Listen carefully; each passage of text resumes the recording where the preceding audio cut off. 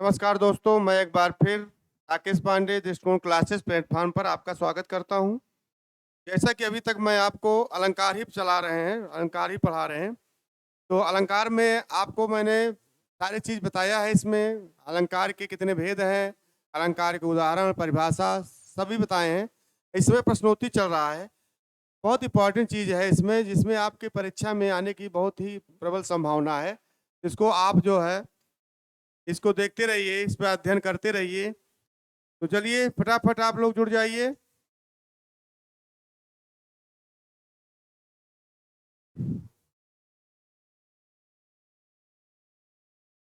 चलिए आगे चलते हैं।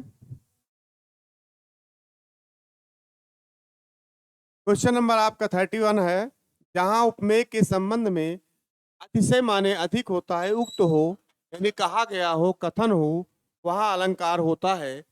आप देखेंगे प्रतीप अलंकार है कि दृष्टांत अलंकार है कि आपका अन्योक्त अलंकार है कि अतिशयोक्त अलंकार है। तो जहां उपमेय के संबंध में अतिशय युक्त हो, अतिशय माने बहुत ज्यादा बहा कहा जाए, बढ़ा चढ़ा के बोला जाए, है ना। तो वहां आपका सीधा सीधा संदेश संकेत दे रहा है कि अतिशयोक्त अलंकार हो सकता है। अन्योक्त अलंकार में उसका विशेष अर्थ छिपा रहता है, तो अन्योक्त अलंकार होता है। दृष्टांत में जो है बिंब प्रतिबिंब का भाव होता है ना। मतलब एक उदाहरण से दूसरे उदाहरण में एक दूसरे से मिलते जुलते रहते हैं। अप्रतीप अलंकार जो है, प्रतीप अलंकार उपमा अलंकार का उल्टा होता है, तो अतिशयोक्त अलंकार होगा। आगे चलते हैं। निम्नलिखित में कौन सा अलंकार एक तत्व नहीं है, इसका बताइए। विशेष धर्म, उपमान, उपमेय, साधारण धर्म। विशेष धर्म, उपमान, उपमेय, साधारण धर्म। इसमें आपका उपमान, उपमेय और साधारण धर्म होता है, लेकिन विशेष धर्म नहीं होता। विशेष धर्म ये आपका नहीं होगा। उपमा अलंकार में उपमान भी होता है, उपमेय भी होता है, साधारण धर्म भी होता है। तो ये आपका विशेष धर्म नहीं होगा। चलिए आगे चलते हैं। दो वस्तुओं में समान धर्म में प्रतिपादन को कहते हैं श्लेष, रूपक, उत्प्रेक्षा, उपमा।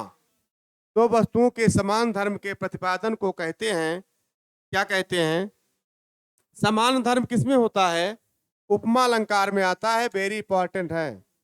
समान धर्म जो है उपमा अलंकार में होता है, और इसमें असमान जो है, इसमें संभावना होता है, इसमें रूपक में जो है आरोपित हो जाता है, और इसके जो है एक दूसरे से जुड़े होते हैं।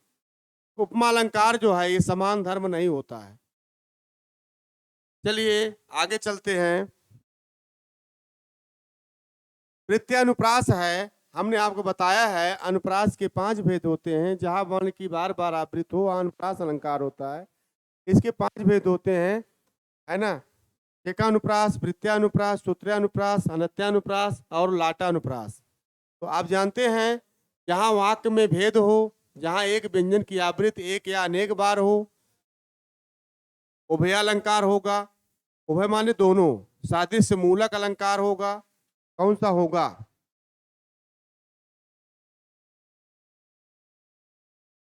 तो सीधा सीधा आपका वृत्यानुप्रास परिभाषा है, जहां एक वर्ण की आवृत्ति अनेक बार हो वहां वृत्यानुप्रास होता है। चित चैत की चांदनी चाह भरे, चर्चा चालिप के चलेबे ना, है ना। बंदो गुरुपद पदुम परागा, सुरुच सुभाष सरस अनुरागा, ये सारे उदाहरण हैं वृत्यानुप्रास के। चारुचंद्र की चंचल किरणें खेल रही है जल थल में, है ना। तरन तनुजा तड़ तमाल तरुवर बौछाए, ये सारे हैं। तो आपका बी सही है। चलिए आगे चलते हैं।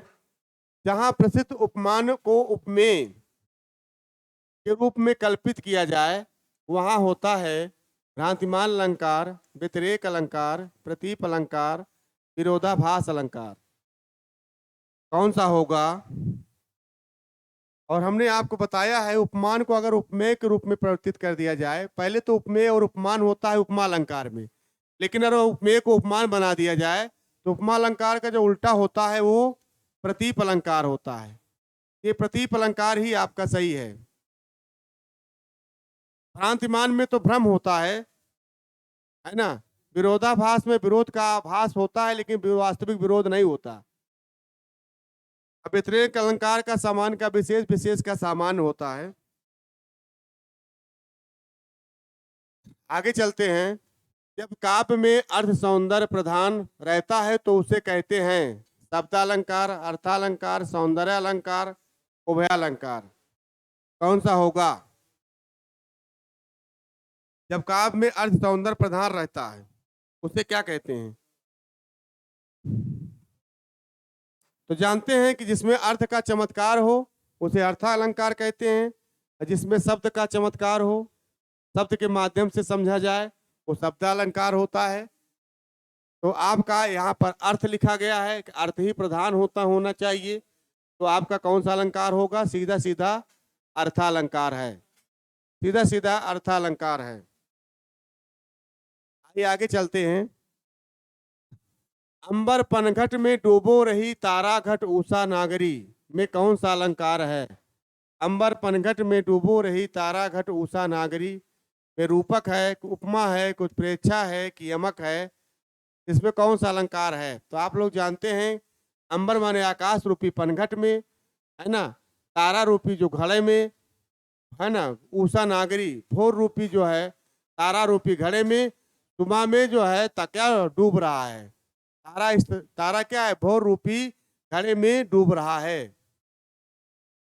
तो यहाँ पर आरोपित कर दिया गया है बीती विभावरी जागरी अंबर पनघट में डूबो रही तारा घट उषा नागरी, तो रूपक अलंकार है, आरोपित कर दिया गया है। चलिए आगे चलते हैं।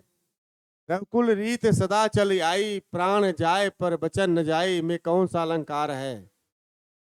रघुकुल रीत सदा चलो आई, अनत्यानुप्रास, लाटानुप्रास, स्तुत्यानुप्रास, वृत्यानुप्रास। कौन सा होगा? आप लोग जानते हैं तुकबंदी होता है, तुकबंदी किसमें पाया जाता है? अनुप्रास के भेद में। सारे अनुप्रास के भेद हैं, ये सारे किसके भेद हैं? ये सारे अनुप्रास के ही भेद हैं।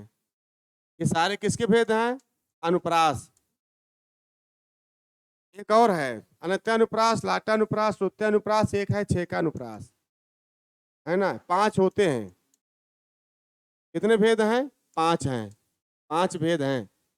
तो आपका कौन सा होगा जिसमें तुकबंदी हो? पहले लाइन के प्रथम लाइन के अंतिम बाण में ई आए, दूसरे लाइन के अंतिम बाण में ई आए है, तो दोनों को क्या कहते हैं? तुक का भाव हो। और तुक रचना करने वाले कौन है? अमीर खुसरो। प्रथम तुक की रचना करने वाले कौन है? अमीर खुसरो। आप जानते हैं कि इसमें तुक का भाव है तो आपका अनत्यानुप्रास होगा। टाटानुप्रास माने समूह का भाव होता है। पुत्र कपूत तुका धन संचय, पुत्र सपूत तुका धन संचय। श्रुत्यानुप्रास में जो है एक वर्ग के कई वर्ण आते हैं। तुलसीदास सीधत निस्दिन देखत तुम्हारे निठुराई। अब वृत्यानुप्रास में वृत्ति की तरह बन जाता है। चलिए आगे चलते हैं। तो ये आपका अनत्यानुप्रास है। दूर दूर तक विस्तृत था हिम, स्तंभ उसी के हृदय समान। ये पंक्ति में कौन सा अलंकार है? सम समान सदृश, ये आप जानते हैं वाचक शब्द आया है, और किसमें होता है आप बताइए? प्रतीप में, व्यतिरेक में, संदेह में, उत्प्रेक्षा में। दूर दूर तक विस्तृत था हिम, स्तंभ उसी के हृदय समान। कौन सा होगा?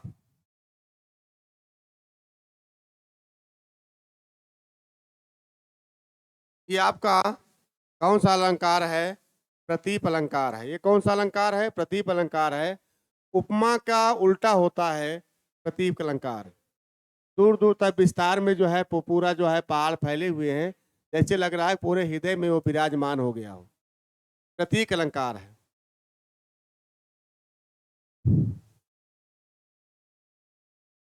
दिए गए विकल्पों में विभावना अलंकार का उदाहरण पहचानिए।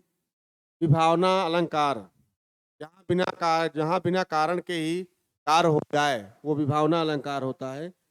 जैसे होता है बिन पद चले सुने बिनु काना, शीतल ज्वाला जलती है ईंधन होता दीर्घ जल का, या अनुरागी चित्त की गति समझे नहीं कोई, श्याम और किम कहो बखानी, श्याम और किम काहो बखानी। तो कौन सा होगा? ये पहला ही होगा ना, बिन पद चले सुने बिन काना।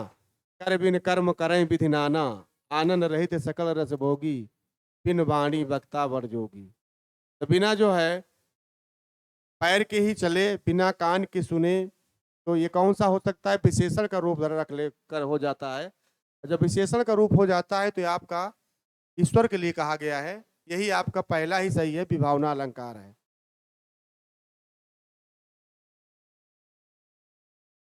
पहला नहीं होगा, ये भी नहीं होगा। या अनुरागी चित्त की गति समझे नहीं कि ये अन्योत अलंकार है। शीतल ज्वाला जलती थी ईंधन होता दृग्जल का, ये भी नहीं होगा। और ये भी नहीं होगा श्याम और किम कहो बखानी, ये भी नहीं होगा। पहला ही होगा। अगला पॉइंट है, ये जीवन क्या है निर्झर। इस वाक्य में प्रयुक्त अलंकार पहचानी। ये जीवन क्या है निर्झर है। व्यतिरेक अलंकार, अश्योक्त अलंकार, रूपक अलंकार, उत्प्रेक्षा अलंकार।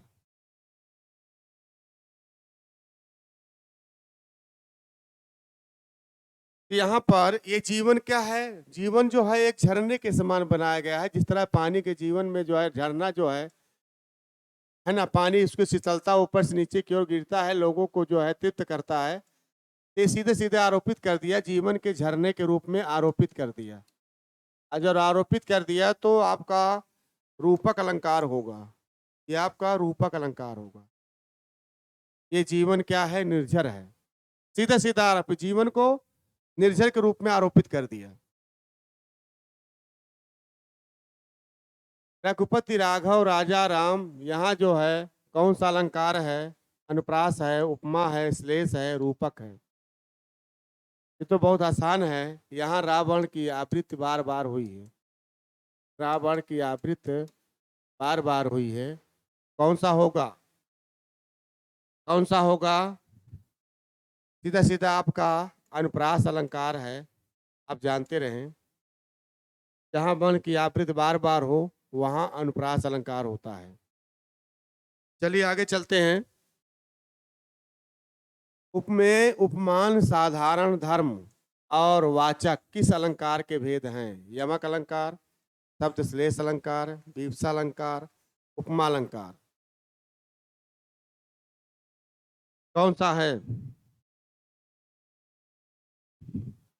आप लोग बताइए। तो ये सिर्फ आपका सा सी से सम सदिश सरस सरी सरक सरीखे, ये सारे वाचक शब्द होते हैं उपमा अलंकार में, है ना। तो उपमा अलंकार ही होगा, ये आपका आएगा। इसमें आपके उपमेय उपमान भी होता है, साधारण धर्म भी होता है, और वाचक शब्द भी होता है। वाचक शब्द में सा सी से ये सारे आते हैं, सरस सरिस, है ना, सरीखे, ये सारे वाचक शब्द होते हैं। साधारण धर्म माने जैसे कमल का फूल सुंदर होता है, काकी के आता है, काकी के। साधारण धर्म में सुंदर होता है तो काकी के आदि आते हैं, है ना। साधारण धर्म काकी के, है ना। और सुंदर, सुंदर भी होता है, विशेषण का कार्य करता है। तो आपका उपमा अलंकार है पीपर पात सरिस मंडोला। तुलना जहाँ किया जाए, समानता या तुलना किया जाए, समान धर्म अपनाया जाए, है ना। विमल बदन बिदु सरिस सुहाए, निर्कत चक सकोर सकुचाए। जाग रहा है कौन धनुर्धर जबकि भुवन भर सोता है, भोगी कुसुमायुध योगी सापना दृष्टिगत होता है। तो सासी से है, ये मैथिली शरण गुप्त पंचोटी से लिया गया है। तो जानते रहे ये भी उपमा अलंकार है। उपमा अलंकार जो है मुख्य रूप से तीन होते हैं, पूर्ण उपमा, लुप्त उपमा और मालोपमा। उपमा अलंकार में उप का अर्थ क्या होता है तो आप लोग जानते हैं, तौलना नहीं होगा, समीप, बादल, ऊपर। इसमें कौन सा होगा? उपधन माँ, यानी जिसके नजदीक रहे, समीप रहे। उपमा अलंकार का अर्थ क्या होगा? समीप, समीप होता है। उपगंगम, गंगा के समीप, उपतटम, तट के समीप, है ना। उपनगरम, नगर के समीप। ये सारे जो है आपके नजदीक के लिए कहा गया है, और यह अव्ययीभाव समास है। और अलंकार कौन सा होगा? उप का अर्थ होता है समीप, निकट। ठीक है, तो समीप और निकट जानते रहें। चलिए आगे चलते हैं। पीपर पात सरिस मन डोला। पीपर पात सरिस मन डोला। सरिस क्या है? वाचक शब्द है। पीपल का पत्ता मन की तरह डोल रहा है। यहाँ तुलना किया गया है पीपल के पत्ते से। पीपर का पात उपमा अलंकार में कौन सा अंग है? पीपर पात उपमेय होगा, उपमान होगा, साधारण धर्म होगा, वाचक होगा। ये चारों आते हैं इसी में, बताइए।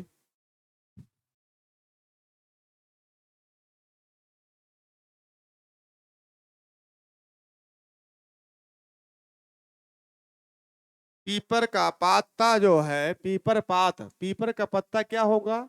उपमान होगा। ये विशेषण का कार्य कर रहा है। पत्ता जो है, पीपल का पत्ता जो है, पत्ता किसका है? पीपल का। तो विशेषण का कार्य कर रहा है, तो ये उपमान होगा। ठीक है, चलिए आगे चलते हैं। पायो जी मैं तो राम रतन धन पायो। पायो जी मैं तो राम रतन धन पायो। पंक्ति के आधार पर अलंकार चुनिए। उपमा अलंकार, उत्प्रेक्षा अलंकार, रूपक अलंकार, अनुप्रास अलंकार। ये मीराबाई की लिखी हुई कविता है। मीराबाई, मीराबाई आप लोग जानते हैं, मीराबाई के पति का नाम रत्नसेन था। पिता का नाम रत्नसेन और पति का नाम भोजराज था, है ना। तो मीराबाई जो रचना है, पायो जी मैं तो राम रतन, राम रतन से ही रूपक अलंकार बन जा रहा है। राम रूपी रत्न, कौन सा धन मिल गया इनको? इनको मिल गया है राम रूपी रत्न। राम रूपी रत्न, ये इनका धन मिल गया, इसी से रूपक अलंकार बन जा रहा है। रत्न कैसा है? राम रूपी रत्न। तो ये कौन सा अलंकार हो जाएगा? रूपक अलंकार। कौन सा अलंकार होगा? रूपक अलंकार। ये वेरी इंपॉर्टेंट है, बहुत आता है पेपर में, तो याद रखिएगा। रूपक अलंकार। पायो जी मैं तो राम रतन धन पायो।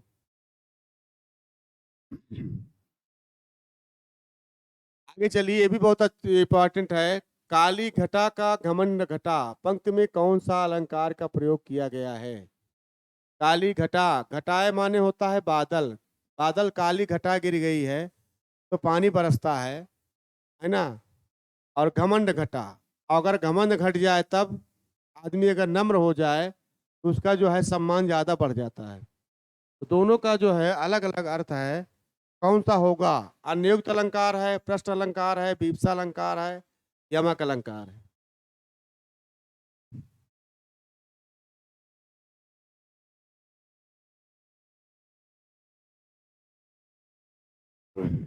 चलिए बताइए फिर। तो यहाँ पर काली घटा माने होता है काला बादल, काले बादल।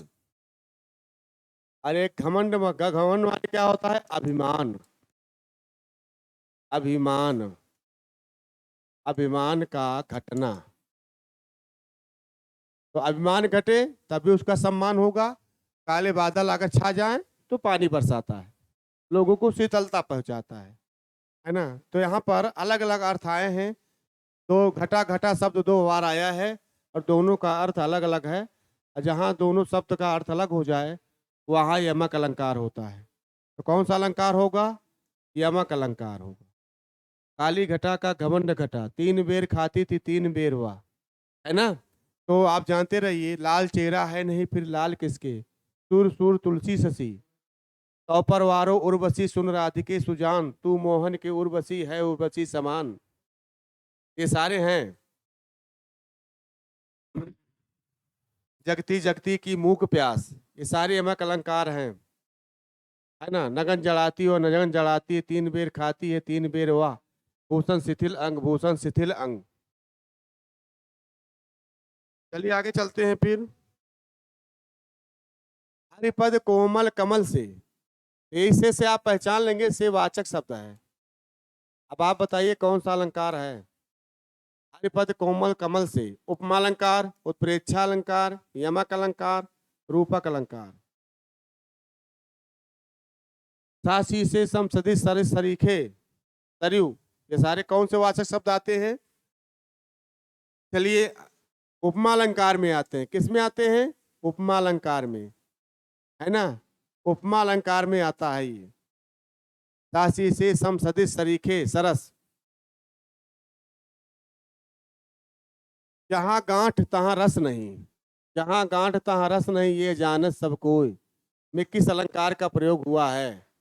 श्लेष, अनुप्रास, उपमा, यमक। जहां गांठ तहां रस नहीं, यह जानत सब कोई। जहां गांठ का मतलब क्या होता है? जहां मन में दुर्भावना हो वहां प्रेम नहीं रहता है, ये सभी लोग जानते हैं। तो कौन सा होगा ये?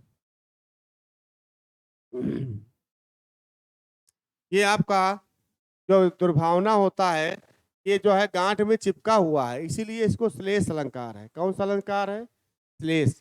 श्लेष श्लिष्ट धातु से बना हुआ है, इसका अर्थ होता है चिपकना, है ना। अर्थात एक से या एक से अधिक शब्द आए परंतु उसके भाव एक दूसरे से जुड़े हुए हों, चिपके हुए हों, वहां श्लेष अलंकार होता है। चलिए आगे चलते हैं। दिए गए विकल्पों में से भ्रांतिमान अलंकार का उदाहरण कौन सा है? हरिमुख, हरिमुख मनो मधुर मयंक, सखी मयंक तो मुख सम सुंदर, ओस बिंदु चुग रही हंसनी, मोती उनको जान, तारे आसमान के हैं आए मेहमान बनी। हरिमुख मनो मधुर मयंक, इसमें भ्रांतिमान अलंकार कौन सा होगा?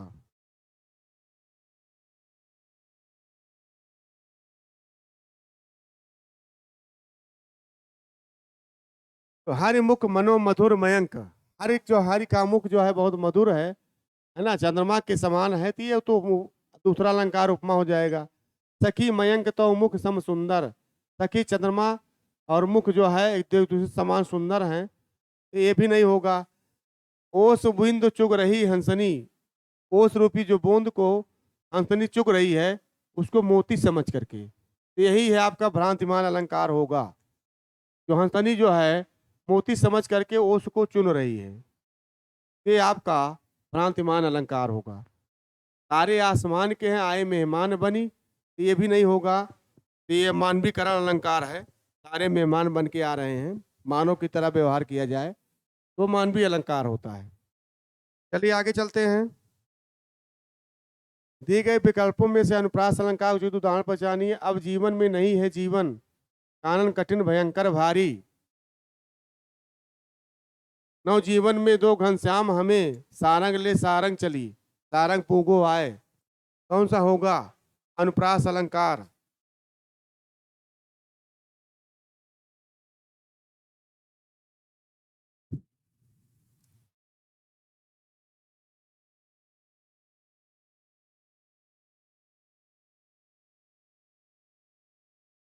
कौन सा होगा?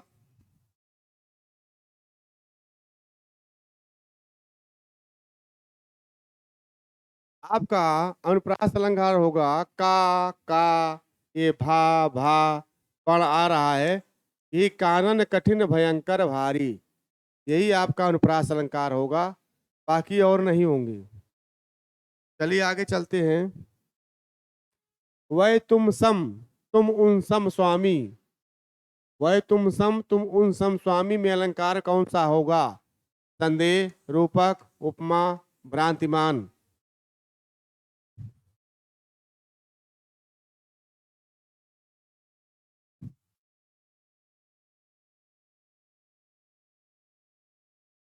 तो आप इसको पहचान लेंगे, सम आया है ना, समवाचक शब्द है, वाचक शब्द से पहचान लेंगे।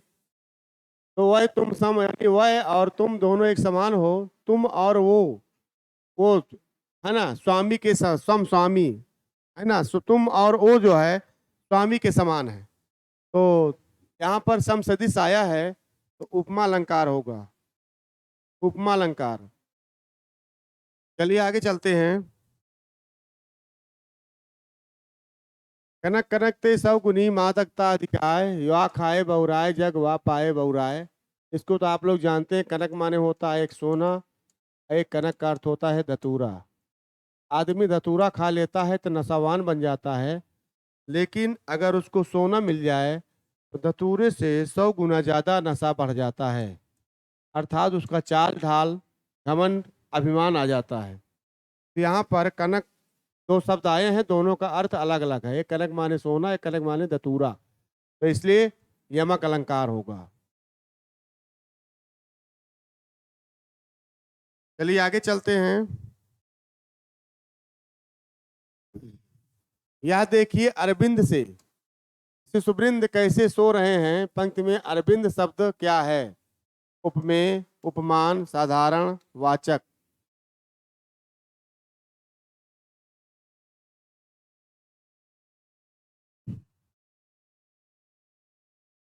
यहाँ पर अरविंद क्या होगा?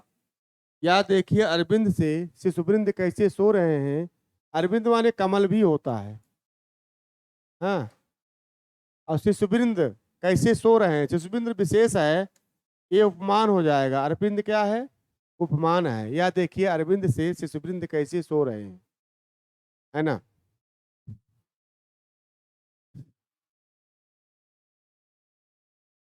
चलिए आगे चलते हैं फिर।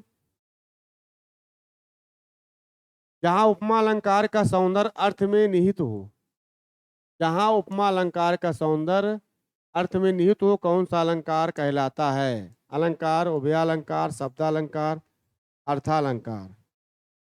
तो उपमा अलंकार में अर्थ रहता ही है, अर्थ से ही इसका निकाला जाता है, तो कौन सा होगा? तो जानते हैं कि इसको अर्थालंकार ही कहते हैं। शब्द निहित हो तो उसको अर्थालंकार ही कहा जाता है, जहाँ उपमा अलंकार का सौंदर्य अर्थ में निहित हो। चलिए आगे चलते हैं। जहाँ किसी की बात किसी और पर डालकर कही जाए तो कौन सा अलंकार होगा? जहाँ किसी बात किसी और पर डालकर कही जाए तो वहाँ कौन सा अलंकार होगा? दृष्टांत, असंगति, अन्योक्ति, असयोक्ति। कौन सा अलंकार होगा?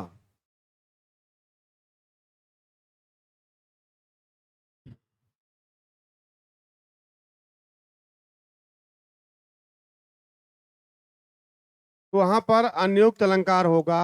अन्न धन उक्ति, इसका हो जाएगा अन्न धन उक्ति। यानी दूसरे पर कही जाए, किसी पे डाल के कहा जाए तो वहां पर अनियुक्त अलंकार है, गुण संधि है। कौन सी संधि है? गुण है ना। तो आप जानते रहे अनियुक्त अलंकार होता है।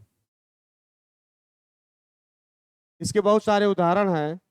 नहीं पराग नहीं मधुर मधु नहीं विकास ही काल, अली कली ही सो बधेव आगे कौन हवाल, ये भी अनियुक्त अलंकार है। तुलसी पावस के समय धरी कोकिलन मौन, अब तो दादुर बोली है हमें पूछी है कौन, ये भी अलंकार है, अनियुक्त ही है ना।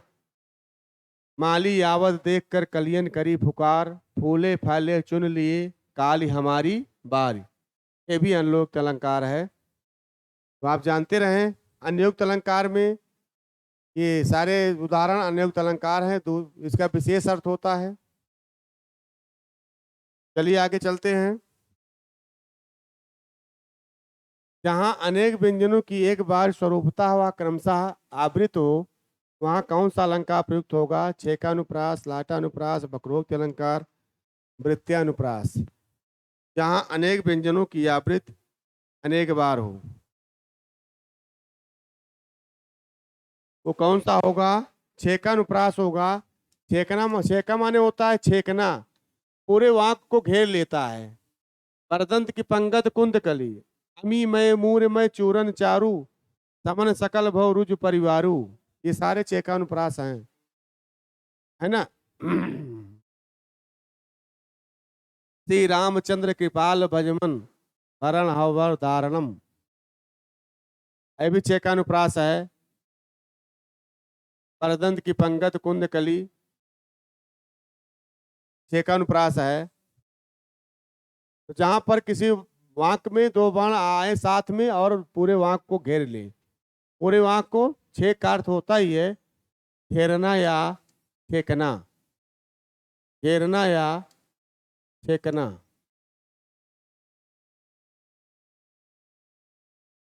ठीक है, चलिए आगे चलते हैं। चारुचंद्र की चंचल किरणें खेल रही है जल थल में, चा और ला की आवृत्ति हुई है, कौन सा अलंकार है? ये तो आसान है, आप देख लीजिए, आपका अनुप्रास अलंकार है। चारुचंद्र की चंचल किरणें खेल रही है जल थल में। चलिए आगे चलते हैं।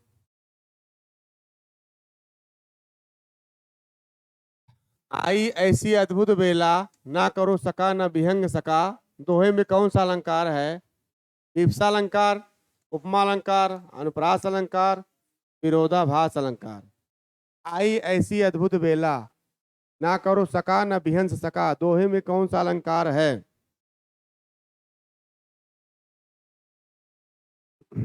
ऐसी बेला माने सुबह का मौसम है, अद्भुत बेला है ना करो सका ना बिहंस सका, यानी इसमें हंस भी नहीं सके।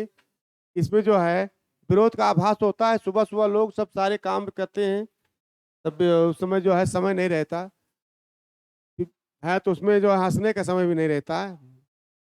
तो वो कौन सा अलंकार है? कौन सा होगा? विरोधाभास होता है, विरोध का आभास होता है लेकिन वास्तविक विरोध नहीं होता। ये विरोधाभास अलंकार है। आई ऐसी अद्भुत बेला, ना करो सका ना बिहस सका। ऐसी अद्भुत बेला आ गई, समय आ गया, प्रहर आ गया, इसमें मैं हंस भी नहीं सका और ना मैं बोल सका।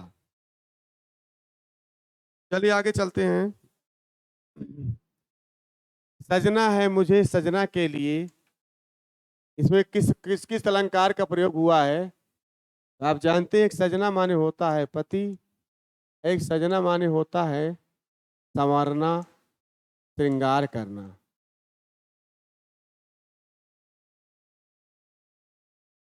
तो यहाँ पर सजना है मुझे सजना के लिए, मुझे जो है अपने पति के लिए श्रृंगार करना है, संवरना है। तो यहाँ पर कौन सा अलंकार होगा? यमक अलंकार होगा। जहाँ पर दो शब्द आए, सजना सजना दो शब्द आया है और इसके अलग अलग अर्थ हुए हैं, तो वहाँ पर कौन सा अलंकार होगा?